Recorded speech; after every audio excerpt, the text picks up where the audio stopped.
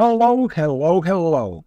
Welcome to the new episode where we will unlock the secrets to success in the world of project management. Today I've got some super special for you. 11 steps to successful Scrum implementation.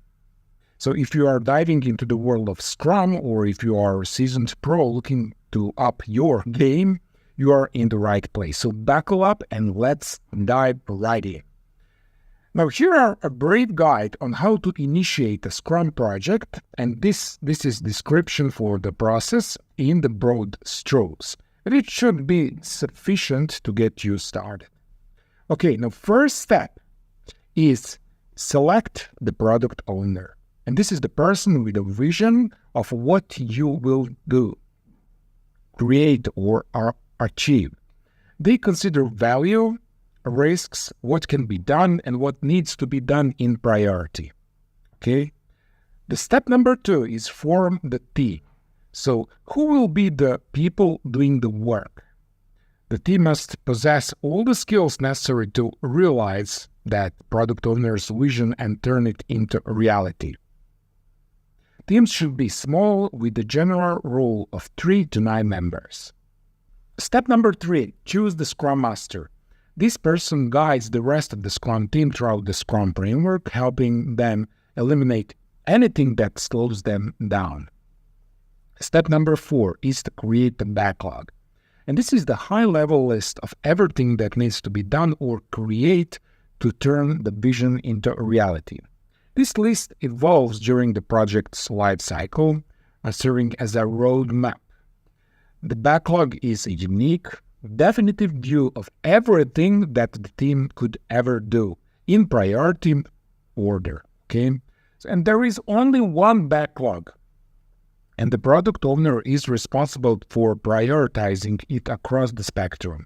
The product owner should consult with all the stakeholders and the team to ensure that the production of what people want and what can be produced. Okay. Step number 5, refine and estimate the backlog. The key is to have the people who will actually perform the task on the backlog to estimate how much effort each task requires. The team needs to analyze each backlog item and determine if it can be done. Does it have enough information to complete it? Is it small enough to be estimated? Is there a definition of done? For example, and this is an agreement on the standards that must be met for something to be called done. Okay?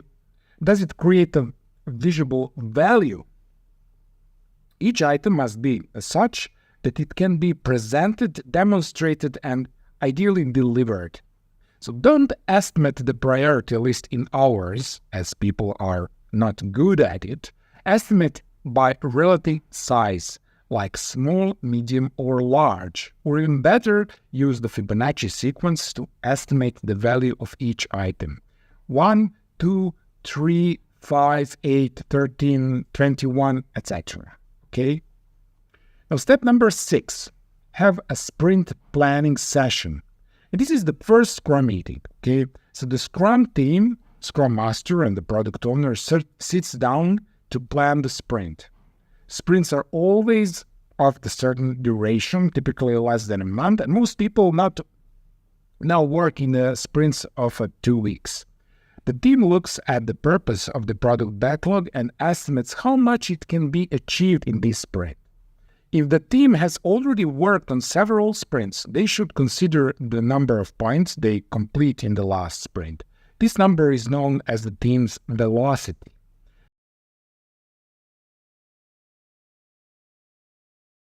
And the Scrum Master and the team should aim to increase this number each sprint. And this is another opportunity for the team and the product owner to ensure everyone understands how this item contributes to realizing the vision. And also during this meeting, everyone should agree on the sprint goals. For example, what everyone wants to achieve in this sprint. And one of the pillars of Scrum is the following concept.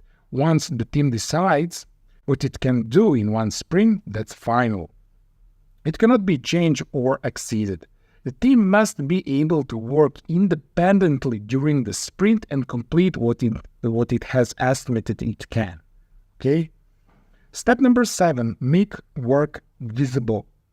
So the most common way to do this in Scrum is to create a Scrum board with 3 columns: to do, in progress, and done. It could be done with a sticky note to present the task to be done, and then team moves them across the Scrum board as they complete them one by one. Another way to make the work visible is to create a Burndown chart. On one axis is the number of points the team entered into the sprint, and on the other is the number of days. So every day, the Scrum Master adds up a complete points and plot them on the Burndown chart. Ideally, the graph will have a steep drop to the 0 remaining points and the last day of the sprint. Step number 8 is a daily stand-up, meeting, or daily Scrum.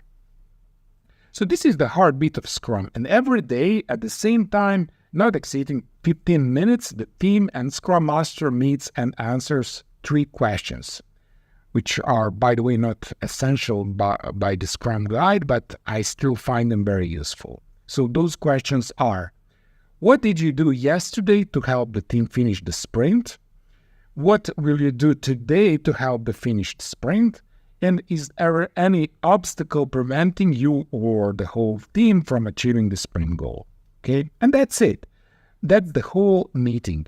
If it lasts longer than 15 minutes, you're not organizing it well. This helps the whole team to know exactly where they are in the sprint. Will all tasks be completed on time? Is there any opportunity for other team members to help overcome obstacles? Tasks are not assigned from higher instances. That's very important. The team is independent.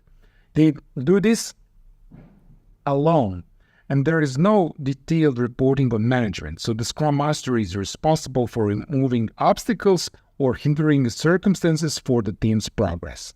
Okay, so the step number 9 is review your work in the sprint review meeting.